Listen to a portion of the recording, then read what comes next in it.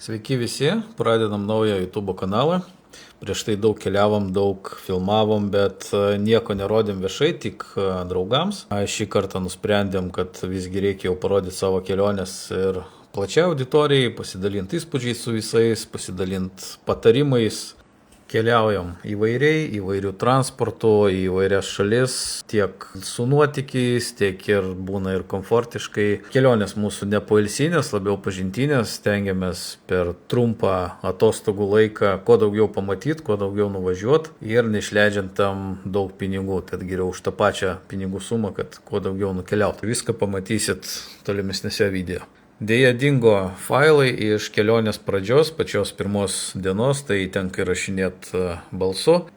Šiais metais kalėdų švenčių datos kalendoriai iškrenta taip, kad galima paimti palyginus nedaug išeiginių dienų ir gaunasi pilnos 2 savaičių atostogos. Nusprendėm tuo pasinaudoti ir pagalvojom, kad ilgai kažkur nenuskridus, nes seniai jau niekur neskridom.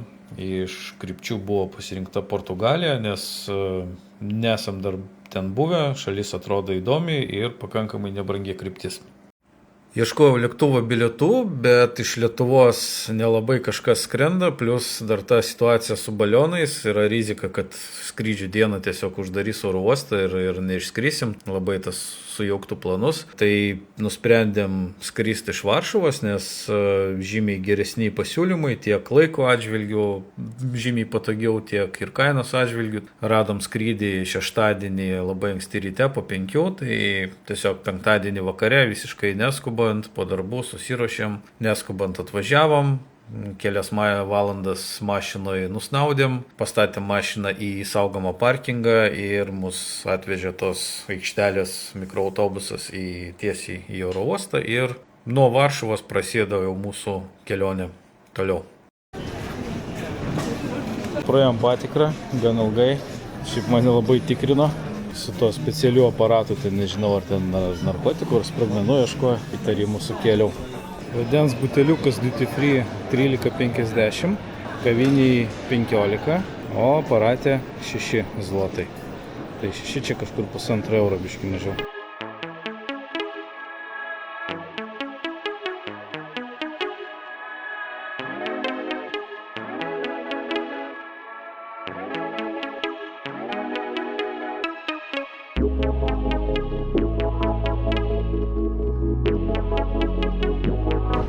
Mes ir Maltai. Ieškom dabar nuomos mašinos. Ten emailą buvo parašęs, kad lauks mūsų su lentelė foje, bet ieškojom, tokios lentelės neradom su jų logotipu. Jie einam patys dabar, kur tos visos nuomos mašinos, bandysim susirasti. Įdomus numeriai. Mašinų nuomom atskiras pastatas ir viskas čia labai organizuotai. Pasirodo, tas žmogus laukia foje ne oro uosto, o šito nuomos pastato. Pakankamai greitai čia, jie net neturi ofiso, o čia šita firma. Pažiūrėjau pagal atsiliepimus, tai geriausiai. Ant kapoto greitai čia tą sutartį pasirašėm, ten nedidelis tas rezervacijos mokestis 155 eurai ir už 2,5 dienas 60 eurų. Bendra suma, tai sakyčiau visai gerai. Nes palyginus kitos įmonės buvo pigesnis, bet daug blogų atsiliepimų ir rezervacija ten 1000, 1500 ir daugiau. Tai nelabai norisi kažkam skolinti tiek pinigų nemokamai. O čia mūsų mašiniukas, vyžikas. Na, neėmiau kažkių tai ten prabangių. Paklausit, kodėl Maltai, nes persėdimas pro Maltą buvo, tai 2 dienas būsiu Maltai. Vairas dešiniai, kaip Japonija. Užlėkėm čia į tokią artimiausią užkandinę, papusryčiaut. 2 juodos arbatos, tokie pyragaičiai. Su kumpiu ir sūriu. Čia, kaip supratau, su kiauliena, bet dabar jau pradėjau abejoti. Už viską 4,50. Pasirodo čia žirniai. Jis pasakė py, tai man pasigirdo, kad pyk, kad kiaulė, o čia pasirodo sakė pys.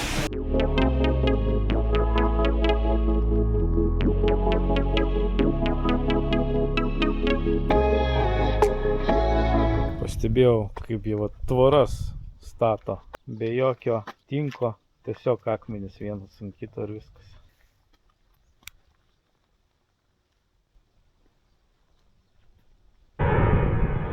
Prasibrovėm čia kažkur, neaišku, ar legaliai ar nelegaliai.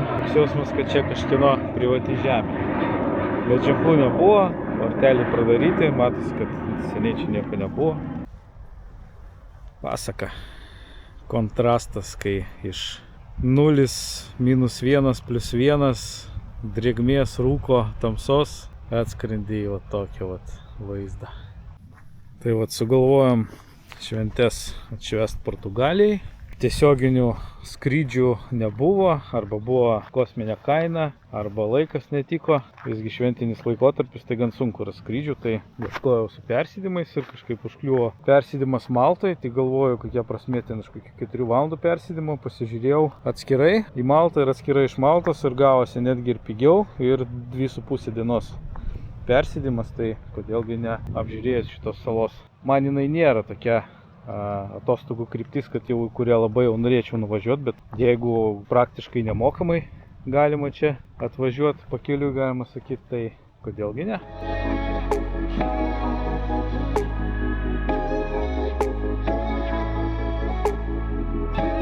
Tokioj siauroj gatveliai ir vienpusis eismas.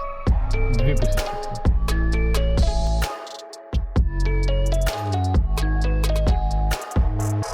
Šį kartą labiau turistinis. Net ir off-seasonu. O vas radom, kur mašiną pastatyti. Nelabai gerai šį matosi. Nuotraukose spūdingiau atrodė.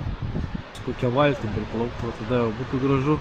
O ten, pavyzdžiui, vidui paplaukti. Su orais beveik pasisekė.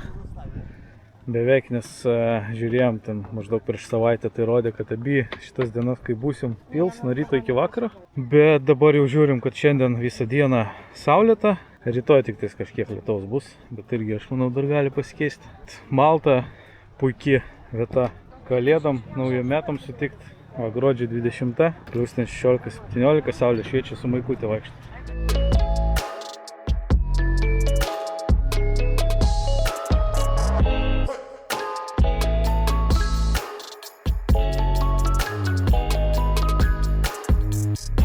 Vieta realiai netgi gražesnė, sakyčiau, nei ta, kur buvo prieš tai. Na, bent jau neprastesnė, tai tikrai. O žmonių čia apart mūsų va tik tais daug. Galima sakyti, iš vis nėra. Ne ant pagrindinio kelio, žemėlapį aiškiai nepažymėta ir nėra parkingo jokio. Žodžiu, ne turistinė vieta, bet tikrai nebloga. O turint omeny, kad žmonių nėra, tai gal net ir geresnė.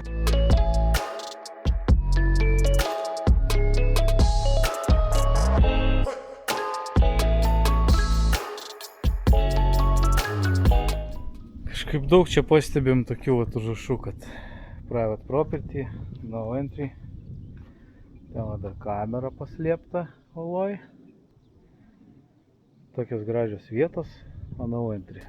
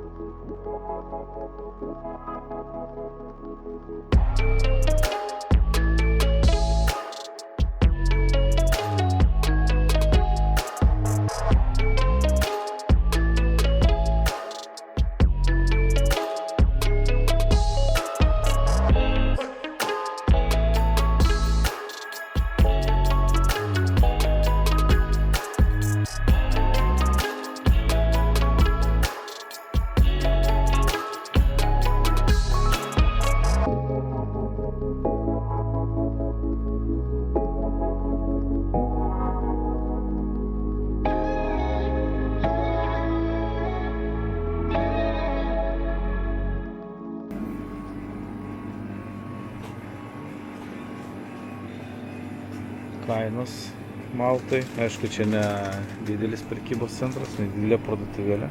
Ne kosmosas, bet ir ne kažkas labai pigaus.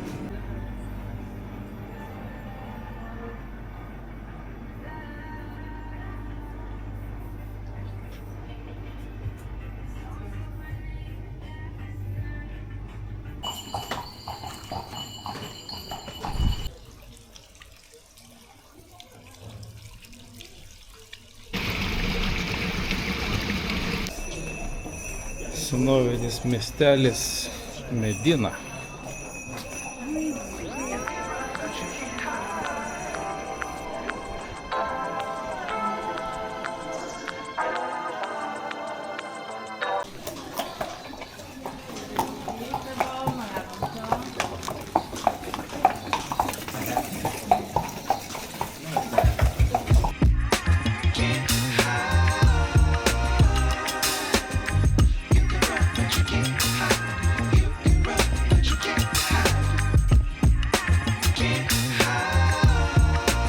Kainos pačiam šitam turistiniam miestelėje, iš tikro nemažas.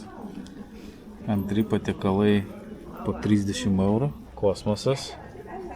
Sumuštiniai po 10-12. O dabar ieškam kur papietauti ir susidūrėm su problema, nes nerandam. Norėjom kažkokią tai tradicinę maistą paragauti, bet metame, kad visur viskas šmiltų visokie. Sumuštiniai, kepiniai, picos, ten jų vietiniai panašus dalykai picas. Žodžiu, miltai. Ir labai sunku kažką tai ras. Kepsnys ar kažkas tokio. Jeigu kažkur yra, tai jau kainos tik 20-30 eurų.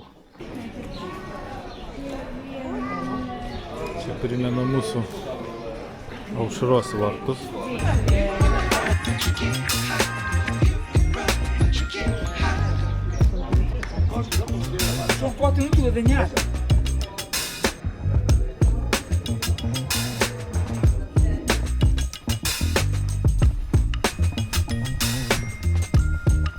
Šiaip netaip radom, kur užkast.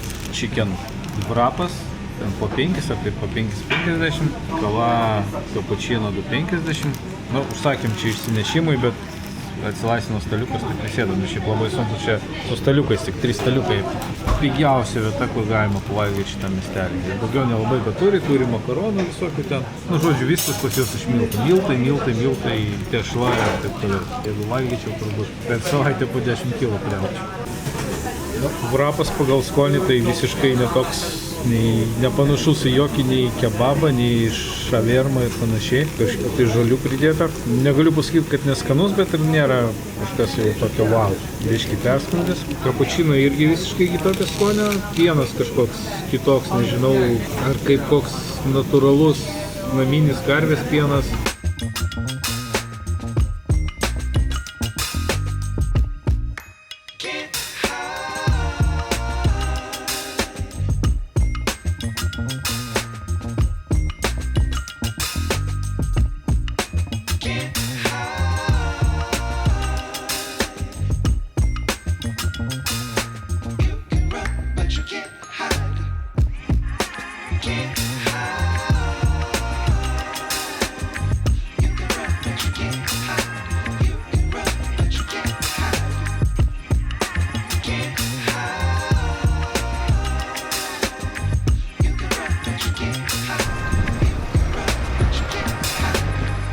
Čia prie tokio kaimelio, į patį jį užėjti kainuoja 15 ar 20 eurų kažkas tokio. Realiai gaila pinigų dėl to, o vat iš kitos pusės pasižiūrėti, tai net realiai ir daugiau ir gražiau pamatysi negu iš vidaus.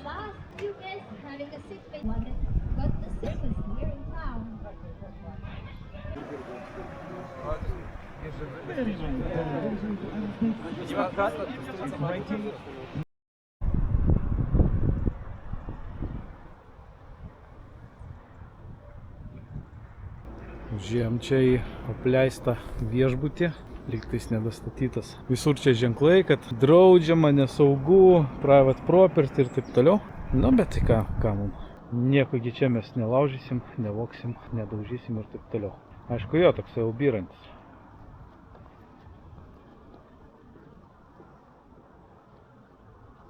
Turėjo būti su geru vaizdu į įlanką.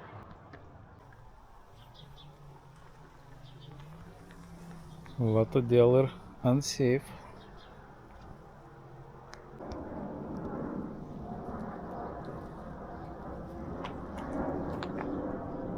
Nu dabar aišku, kodėl jisai taip byra ir galimai kodėl nebuvo dastatytas, kaip ir tvoras, kur prieš tai rodžiau iš vis. Tinko labai pagailėta. Panašu, kad betono biškį gabaliukais padėjo tarp blokelių ir viskas. Vietom net iš vis nėra. Nu tai aišku, kur čia taip laikysis. Važiavom prie tokios raudonos pilies. Na tą progą žiūriu. Batas atsiklijavo. Įlipti į tą pilį, nu apskritai užeiti kainuoja 2,50, tai kaip ir nedaug, bet nusprendėm neiti, nes ir iš čia neblogas vaizdas matosi ir plus kol nesutemo norim dar į vieną vietą nuvažiuoti. Ta vieta kažkur ten, anam salos gale. Rytoj jau tą pusę nevažiuosime, važiuosime į kitą pusę. Čia jau šitos Maltos pagrindinė salos galas, ta mažytė sala tai antra sala ir ten dar tokia vidutinė, tai didesnė, tai čia 3 pagrindinės salos Maltai. Ten irgi yra ką pažiūrėti, bet šioj kelionėj ten nevažiuosim, nes neturim laiko, 2,5 dienos, tai sočiai užtenka ir pagrindinės salos pažiūrėti.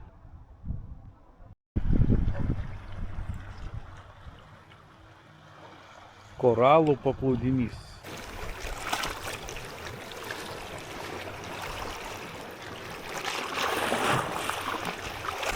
Nežinau, kaip matosi per kamerą, bet realiai tai vanduo toksai žalias, kaip tarpūnas ir skaidrus, švarus. Ir visiškai nešaltas. Baltijos jūrai vasarą būna šiltesnis vanduo negu čia dabar gruodį. Gaila, saulės nebėra, žonsas tai neturi, tai gal ir nusimaudyčiau. Na, aišku, tik ne čia, nes čia toksai krantas labai, basom nepavaikščiusi. Ten biškį nedaėjom, va kur visas grožis.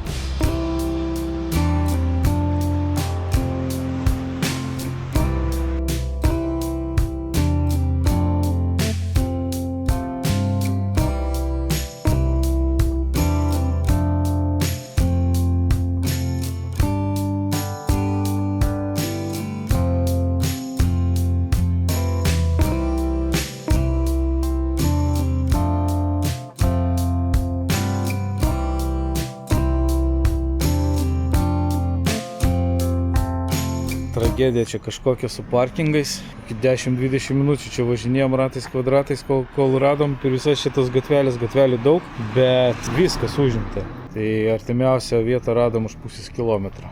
Privėjom mūsų viešbutį, o taip jis atrodo iš šono. Biški taip keistai atrodo europiečiam, kad yra didelis viešbutis, bet nėra parkingo. Lietuvą radom Maltą. Viešbutis tai atrodo labai prašmatniai. Įprastai tokiuose neapsistojom. Na jau kai pakilom į savo aukštą, tai jau toks viešbutis biški pavargęs palyginus su to, kaip atrodė foje. Gavom kažkodėl 4 vietį, bet ne vienos dvigulės lovos. Lempa kažkodėl įjungta. Čia dabar reikia įkišti kortelę, kad šviesa degtų. Ne? Čia kažkas iš šaldytuvo teka. Nu, biški dulkių yra. Nu, toks. Šilnas kambarys. Ne pats blogiausias, ne pats geriausias variantas. Bet jau kai rezervavau, tai jau, jau žinau, ten pagal reitingą, kad nebus čia labai geras tas viešbutis. Kalbos tokios, šiaip savo. Turim čia ir balkoną. Čia vidinis kiemas. Ir baseinas yra. Pasakė registratūrai, kad yra lauko baseinas ir yra vidaus baseinas. Kaina šito viešbučio 60 € 2 žmonėm, 2 naktim ir pusryčiai skaičiuoti. Kaip už tokią kainą, tai visai neblogai. Minusas pagrindinis, gal sakyčiau, ne pats kambarys, o parkingas. Paėmėm čia tokį vietinį likerį. Na čia šitą ChatGPT parekomendavo kaip vietinės gamybos. Ir tai vieną parduotuvę užėjau, pasakiau pavadinimą, net nežinojau, kas tai tokio. Pažiūrėjau, viskas importinė. Visokios ten vokiškos prekės, angliškos, rusiškos buvo, žodžiu. O vietinių nieko nebuvo, tai tik antroji parduotuvė radau. Nu, žiūrėsim, kas per skonis. Daug čia visokios makulatūros ir kas nustebino. Telefonų knyga, nežinau, kiek metų nematęs, tokius 20 gal. Šitas neskanus, žiauriai per saldus. Čia jis gal labiau tinkamas kokiem kokteiliam daryti, bet taip tai gert ne kažką, nežinau. Norfui ten Maksimui patį pigiausią paimti, ten už kelis eurus tą likerį ir bus plius minus panašiai, nors aš tokių ir negeriu, tiesą sakant. Nu, žodžiu, O kaina 15 eurų, tai vat sutaupiau 15 eurų, būsit Malto galite nupirkti, nieko gero. Toliau čipsai vietiniai, lygiai tokie pat skonio kaip ir pas mus tokie būna pailgi plokšti, tai, nu, nežinau, 5 iš 10 tai būna, nei skanus, nei neskanus. Šitie cheese and onion, tai vat, jeigu lyginant su lietuviškais, ten Estrela, Laisai, tie būnė, ten jeigu sakyt, kad jie 10 iš 10, tarkim, nu tai šitie 3 iš 10 visiškai neskanus, šiaip netaip galima suvalgyti. Žodžiu, vietinis maistas kol kas nuvilia, kol kas nieko gero. Dar rytoj, matau, nueisim į kokį restoraną, paragausim tą pagrindinį patiekalą. Staigmena Maltoj, kad čia angliškos rozetės, ne europietiškos. Europinio šito, na, sunkiai kišasi, bet vis tiek neįsikiša. Tai ką daryti? Lifehackas. Aš YouTube'ai pažiūrėjau, nežinau, ar reiks. Įkišam taip. Ir